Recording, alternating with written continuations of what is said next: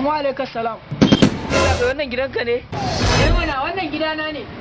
Amma fa Allah ya sanya alheri. Da Allah mai gida dama ba wani abu ne da Allah sadaka za a taimaka mu da ita rabo na da tun jiya da safe kenan. Lalle yaro kai naka karami ne ai ni ma nan da kake gani na mabukaci ne.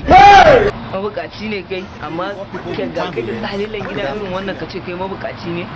Aro in banda abin ka waki dadi ko nan dan gwataro he ma ai ba zama ya bakari yake nema. Yanzu ne yanzu yalla bai ba nan ba da Allah ni Allah bai a taimaka min da abin da zan dan kai ciki na saboda wallahi rabona da abinci tun jiya. A to tunda na baka hakuri ka ki hakura barin hada ka da Adamu mai gadi. Adamu mai gadi. Adamu mai gadi.